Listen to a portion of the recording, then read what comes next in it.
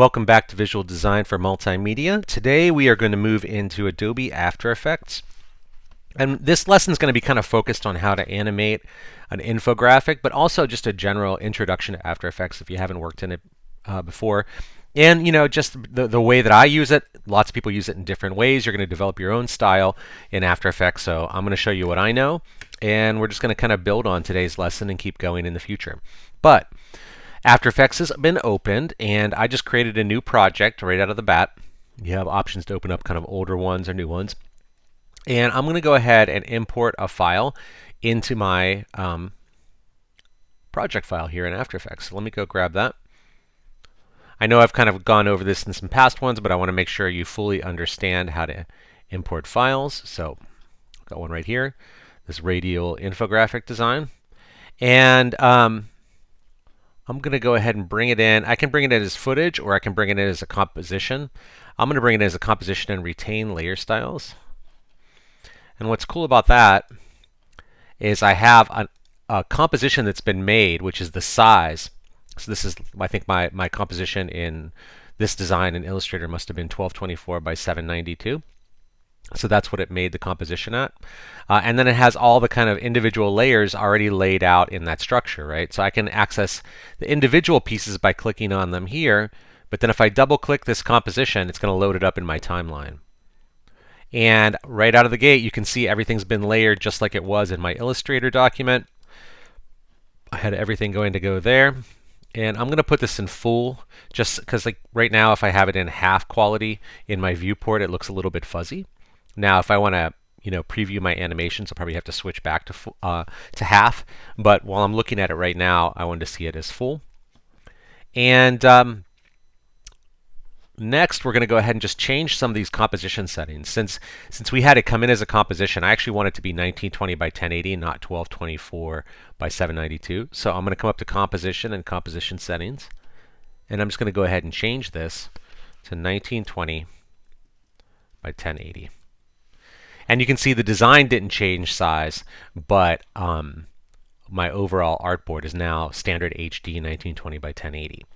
And if I'm zooming in and out with my scroll wheel, but you can also choose from the menu here, and you can choose like 50%, what it looks like at 100%. I have a pretty high res monitor, so I can blow it up and make it fit. I often do the fit option, and that's about 147% with my current monitor. I can give my monitor more space by just reaching between the timeline and that and coming down a little bit, but I like to have a lot of timeline because you're going to learn we can unfold these and do a lot with them. So right off the bat, up at the top, we've got main tools. You've kind of got like a home button, which I skipped past it, but this is the little window you see when you first open up After Effects. And this is where you could open up a past one or go ahead and hit New Project. So I just close that. You're going to use your Select tool a lot, and the shortcut for that is just V on your keyboard. But whether I'm selecting something in my main kind of composition viewport or I'm looking at it down in the timeline, on the layer stack, either way, you're going to use this tool a lot. The hand tool will allow you to move the composition around, but you can also, I never use it because I can just hit spacebar at any time, and that allows me to move my viewport around. Whoop, I just had a little redraw issue there. You're going to notice I have some like preview issues and a little bit of redraw issues sometimes because I'm screen capturing at the same time as using After Effects. It's kind of taxing on the system. So next, we have a magnifying glass, which you can use to zoom in and out. But again, your scroll wheel on your mouse will do that, or a two-finger swipe on a touchpad. We'll go into more of these as we go. There's a rotation tool. There's a bunch of just like vector shapes that you can bring in. There's a pen tool where you can draw with, a type tool. So a lot of these look just like you would see in Illustrator, a brush tool, a clone stamp, on and on and on. We have a fill on colors, and we have a stroke outline for shapes as we make them, and you can turn on a Bezier path. There's a lot you can do up here. And then down below, over on the left here, we have a main project window. This is where we load our files in and kind of pull our assets down. And I can have more than one composition. Like I have the one that came with it, but I could create a new composition. I could make this 1920 by 1080 as well, and call this like main comp. And then if I double click that, you'll see now I have main comp, but I also have the radial tab down here in my timeline, so I can switch between them. So you can have multiple compositions going on at the same time.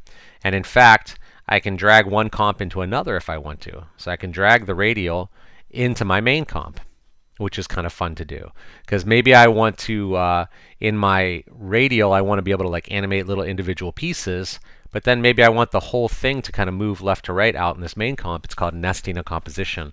A more advanced technique, but we'll go over it as we progress through this part of the class where we're learning After Effects. So now that we have a composition, I'm just going to go back to the radial comp just so you can see all the layers. Now we have each of these individual layers, right? So I've got CO2, I have the energy circle, I have population, I've got all these little individual purple ones around, they're not labeled. I have sea level, I have the center node, which is climate change, and then I have these individual wires as well. So all of these can be controlled in different ways. We can animate them, we can move their positions, we can rotate them, we can scale them. We can do a lot. After Effects is not just animating, it's obviously compositing, so it's all about bringing together sources from Photoshop and Illustrator and Premiere and 3D programs all together that you can make these wild multi-layered compositions. So I can also turn off these layers. This is the visibility button on all of these. So any of these I want to turn off at any given time, or I can drag and click across them and turn them all on. Do the same thing, I can lock them, and then you can't select them anymore. So if you have something that you have just right, you can just lock it, and then they can't do anything with it. And then each of these layers unfolds. So as I'm in CO2, if I unfold this, you'll see there's a transform tab. If I start applying effects, there'll be a separate effects tab as well, and then I can unfold that. And just by default, every object, you can pretty much control their anchor point, position, scale, rotation, and opacity. And it allows, these little buttons allow me to set keyframes. It looks like a little stopwatch, but it basically will set a keyframe just like any animation software will, which is kind of, a starting point, and then I would move the object and set another keyframe, which it does automatically. So just to illustrate that, I'm looking at this CO2. I'm going to go ahead and just kind of zoom in on it, right? So maybe I want to go ahead and just hide that. Right now it's at 100% opacity. I could make it 0, and then it disappears. Or I can make it at 50, and then it's sort of halfway there, but it's kind of dimmed back, and you can see other objects through them, right? So you can really start to play with things. And if I move its position, this goes left, right. That's the X plane. I'm going to undo. And this is the Y plane, so up and down. And then I have anchor point. We'll talk about that in a minute. We have scale. Right now it's locked. That's what that little lock symbol means there. It's called constraining proportions. But if I unlock that, I could scale horizontally. I'm going to undo that. You know what? I have to switch to half because After Effects is getting mad at me with the screen capture that I'm doing. Or I can go, oh, that was position. Or I can go vertically and stretch it vertically and undo that. But if I lock it again, if I do one, it does the other. So that keeps it kind of nice and even once you have a base shape that you want to work with. Beyond that, I also have rotation, obviously. So I can rotate these objects however I want. It's blurring in and out because that's just kind of how After Effects deals with its preview until it has a second to kind of render it.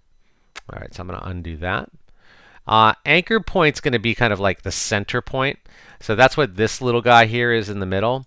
You can either like change its position by dialing in a certain number, or there's also a pan behind tool. And if I click on that, I can actually grab this point and I can put it wherever I want.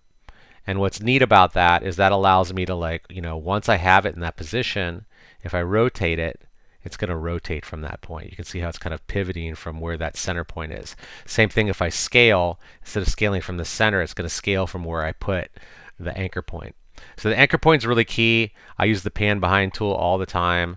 If you hold down shift, it'll kind of like snap into place. Sorry, I'm getting a little preview problem there, but let's get that back in the center. And actually, I'm just going to undo it to get it back in the center. There we go. Now we're back in the center. So that's everything basically under the Transform tab here. But let's start to talk about keyframings, and that's what's going to happen over here in the main composition. So over here, I have all these little tabs open, but right now I'm going to go ahead and close a few down that we don't need. So it's fine if you don't have these expanded. I expand them out because I use all these other settings sometimes, but that's what these little blue buttons are here down in the bottom left. And then next over here, this allows you to kind of like zoom in and out of the timeline. So if I zoom all the way out, you can see this whole thing is like, I think I have it at like 11 minutes or 10 and a half minutes.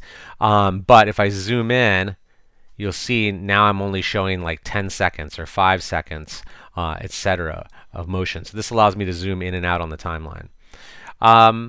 And then up here at the top, I can drag my cursor to any point, and you'll see how these numbers are changing over here on the left. That's, you know, I'm at a minute 58 seconds, I'm 2 minutes 50 seconds, on and on. Overall, this composition is really long. So again, I'm going to go to my composition settings, and I'm going to change from 10 minutes down to 1 minute. And just make it straight 1 minute. And hit OK. And you can also change your frame rate here. So if you don't want to do 29.97, you could go to 24, which is kind of a standard animation. So there we go. And now you'll see I have 1 minute on the timeline. I have a little bit more space there. And if I zoom in, now I'm talking seconds instead of minutes or the overall amount. So now let's see.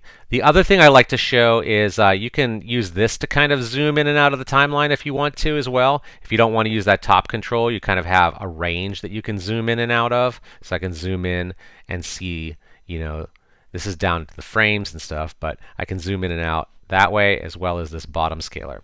And then this little blue bar that's above it, this is a preview range. So, you know, you might be used to something like Adobe Premiere where you make an edit and it automatically shows you like the effect or the edit that it applied. That's kind of, you know, that's taken a long time for Adobe to get there. We've always had to like pre-render things in the past, but now in the last like 5-6 years you can get all that live. After Effects does so much though that it's not quite instant. And sometimes, you know, when you get really complex, like 20-30 layers deep, it's just too much to preview, like automatically preview it all. So this allows you to set a range. So like if I move it right now, it's only going to preview the first 8 seconds of whatever I've got. And if I hit spacebar, it'll fill this green line when the green line's already full because I don't have any animation in here and it's not very complex yet. But if it was, this little green line would be filling and it would only fill up to just a little past the 8-second mark. And then as soon as it was done with that, it would be able to play it back in real time. Right now it's kind of a slow move. As you can see now, it's starting to move a bit faster. It's not even 100% real time yet because, again, I'm using a screen capture software to record this lesson, so it's using a lot of my memory up that I usually have. All right. I'm going to go ahead and stop it. Hit the space bar there again. Speaking of memory, under Preferences up here, you can go to After Effects and you can go down to Preferences. Kind of an important thing to do with After Effects is to set what's called the scratch disk.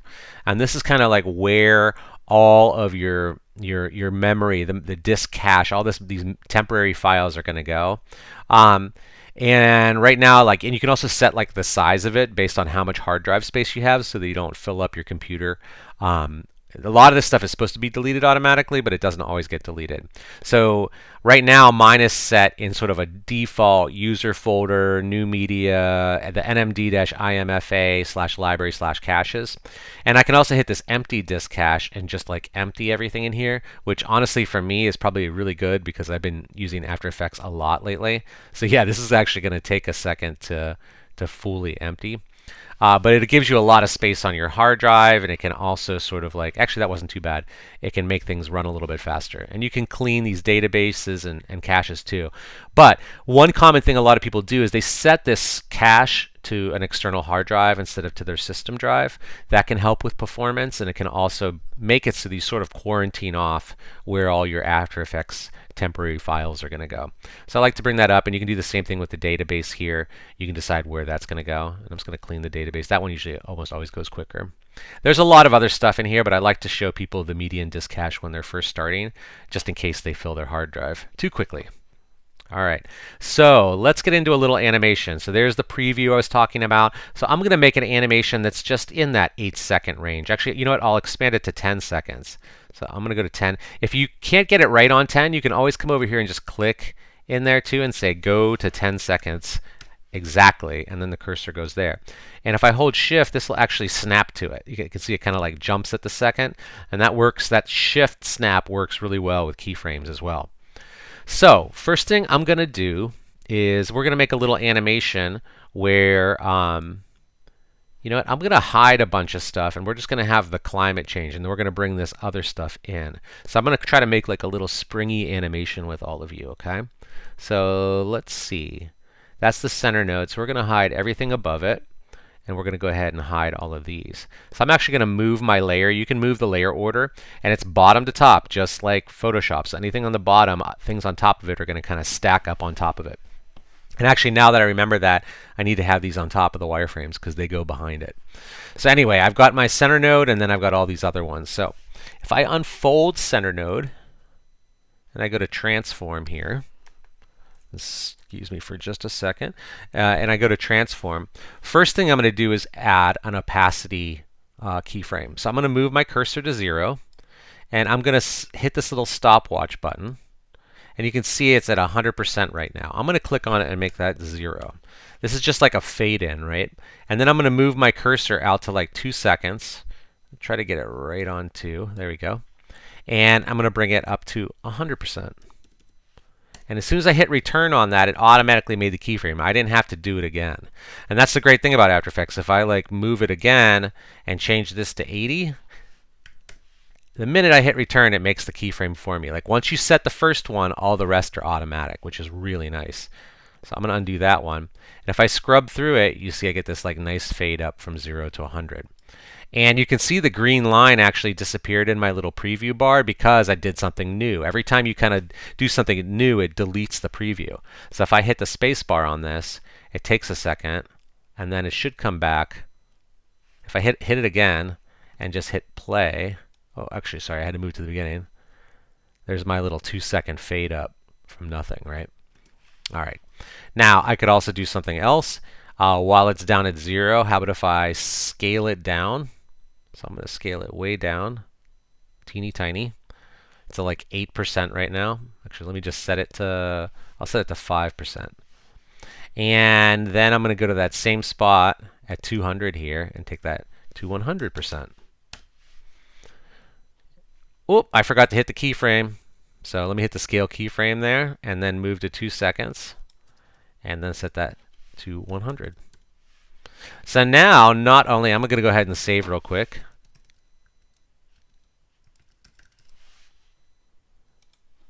It's a pretty stable platform, but you want to make sure you save regularly. Now if I hit spacebar on that, I get the scale up at the same time. If I want this preview to just kind of end right there each time, I can move it down to just the 2-second mark, and then it'll loop over and over again. Close to real time. Like I said, if I wasn't running screen capture software, this would play back in real time, no problem. And you can see up here under preview, usually there's an area, I thought that's where it was.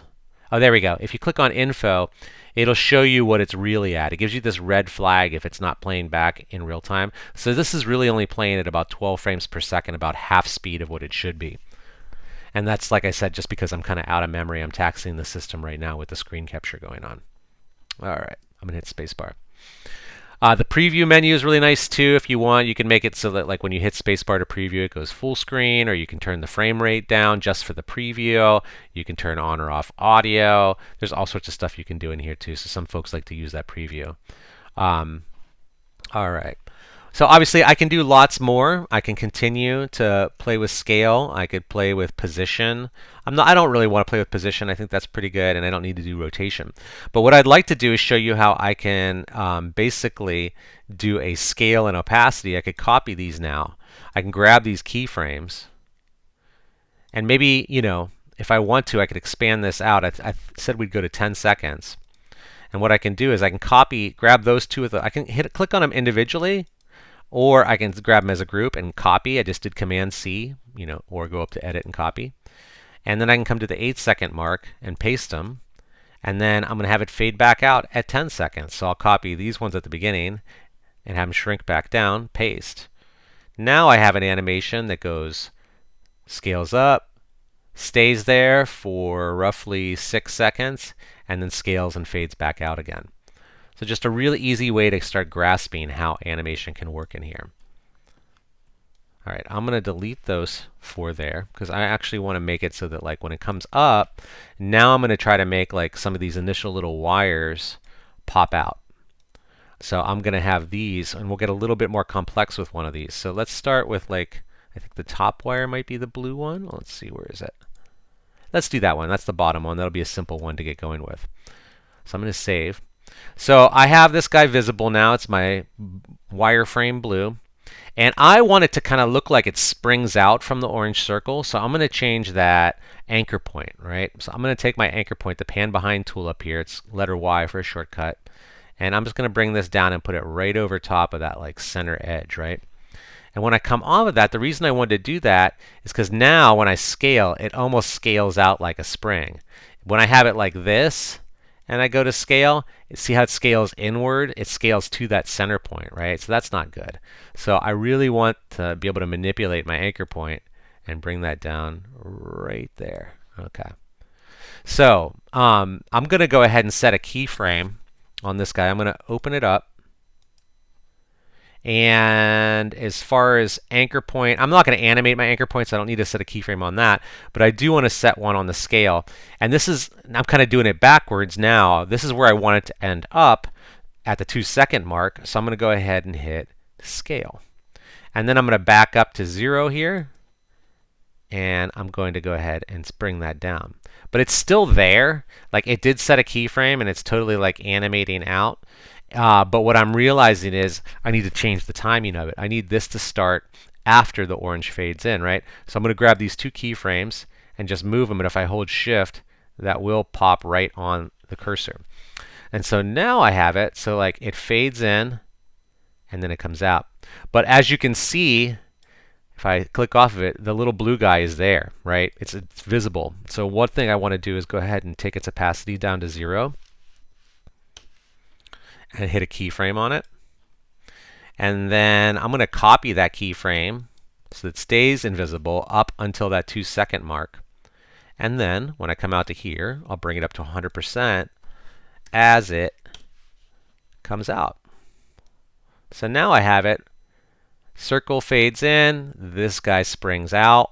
Boom, right? That looks pretty good. And if I preview it, obviously I'm not going to get real time with my current system, but I can at least get a little hit spacebar, and I'll get a preview of what it looks like. This guy zooms in. It's obviously playing at about halftime. And you know what I probably want to do is speed the spring fade out up a little bit. I'm going to turn it instead of 2 seconds. Like it's fine for 2 seconds for the fade in of the circle, but these guys might want to spring out a little quicker, right? There we go. So not too bad. Fade in and scale up. And then maybe now this is where I bring in the next layer. Where's it at? Blue, energy. There you go, population. So on this one, maybe I want it to kind of, again, sprout from the end of where that little growth comes out, right? So maybe now I have it so, you know, this is the end position that I would want it at. So I'm going to bring it out to about 6 seconds. And let's see. Oh, no, wait. That one ends at 3. Let's go to 5. Keep these on nice even and odd numbers. All right, so at this point, with layer blue there, I'll go ahead and unfold that. And I'm going to go ahead and set a keyframe for position. Oh, wrong layer. For position and scale. And I was almost going to move the anchor point so that it kind of scaled in from there, but I think what might be better is to move back now to where the end of this spring kind of stops and reaches its point. And at this point, I'm going to go ahead and shrink this guy down and move him over here. So it almost looks like it grows. And you see it actually makes a little motion line, which is kind of cool in After Effects. That's something you can like turn on other software, but it makes it automatically. And then at the same time, I'm going to give it an opacity shift. So I'm going to set a keyframe 0 at first, and then as it comes up. Let's see how that looks to 100%. Oh, I set it at 0. I missed the 1 on that. Let's see how this looks. I'm just going to scrub it through there, and then I don't know. I think this is going to happen faster to trick the eye a little bit. Otherwise, you're going to see that opacity shift as it scales up from there. Boing! I almost want it to kind of like pop. If it happens fast enough, you won't see it, and then it'll just kind of grow up from there. Let's see how that looks.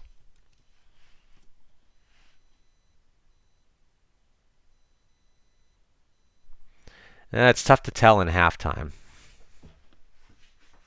So that fades in 1, 2, 1, and then 1, 2 again.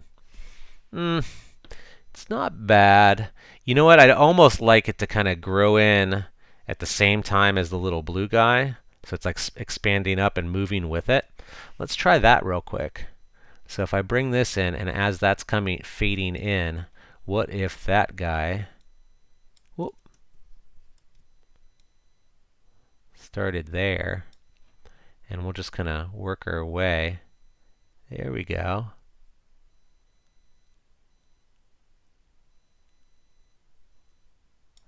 And if I move that opacity back to where that starts, let's see how that looks. Actually, I'm going to keep the opacity back where it was. I think that was a little better. I think that's pretty good. Now I'm going to show you a trick. If I want to speed this whole thing up, this is kind of nice. You can grab all these keyframes as a group and then hold down the Option or Alt key, and you can scale them evenly together, which is really neat. So that'll make the whole thing kind of speed up a bit as it pops out. Let's just try it in preview, and then I'm going to show you how to render and go ahead and end this lesson for today. Oh, that was terrible. I messed something up. Not what I was looking to do. So let's try that again. You know what? I think when I scaled them, it threw them off a little bit. Let's see. Yeah, that's better. We'll keep it there. Something got messed up in the scaling on that part, just the timing that I was looking for, so I'd have to go back at it. Let's go ahead and just try and see how that looks. So I'm going to go now to File and Export to Adobe Media Encoder. You can export via the render queue inside of After Effects, but I like to send everything through Media Encoder. So now we'll wait for a second to Media Encoder to open up. And I like to use the presets in Adobe Media Encoder. There's some really nice presets for YouTube and Vimeo, which make a nice sized MP4 video file that's easy to share on the web, particularly for what we're doing in this particular class. Now you often have to wait a few seconds for it to show up. It's not that it's broken or anything. Sometimes I wait up to like 10-15 seconds for it to show up. I don't know why it takes so long, but there it is. And then over here on the left in the preset browser, if you open up this web video and then open up social media, here's where that 1080p Vimeo and YouTube are. There's even a 4K option for both of those as well. So it doesn't matter which one you do. I'll do the Vimeo this time, and if I just drag it on here, you'll see it now says Vimeo 1080p. If you click on that, you can actually see more of the compression recipe kind of settings. You have to always wait for this dynamic link connection. Got to give it a second. It just takes a minute. And then there we go. You can actually see all the render settings. So if I want to, something I often turn on is render at maximum depth and use maximum render quality. I can also scroll down and like increase my bit rate if I wanted to, but that will also increase file size. You'll see it says 1920 by 1080 here. You can turn on or off audio and video. And if you like where you're at, and you can actually preview what it'll look like too. Like you can kind of see where it's at. You'll notice it's not actually rendering the whole minute because I left my preview range at 3. By default, it will do the work. It's called the work area. I called it the preview area, but it's the work area. If I wanted to do that full minute, I would have to do entire composition. I always leave it on work area because I think that's a good way to just kind of your workflow for export. I'm going to hit OK. Last thing is, where does this get saved? So if I click on this and go to my desktop, radial infographic, I'm going to save it there. You can see it's saving as an MP4. And then all I have to do is hit the play button, the start queue button, I should say. And this has taken no time. Boom, boom, boom. And there it is on my desktop. I can open it up. Let's see how it looks in real time. It's not bad. I would work on it. I would probably maybe make the circle grow in from the center, kind of overlapped over the end of that little, dashed line. I would just want to get the timing down a little bit more. And unfortunately, with my preview going during the screen cap, it's a little hard to see that. But at least you get an idea of how you can start to make some semi-complex animations, working with scale, position, rotation, opacity, some of these kind of default settings inside of After Effects. And we're going to go a lot more advanced in the future. This is really just scratching the surface. So give it a shot. Let me know if you have any trouble. And as always, thanks for tuning in.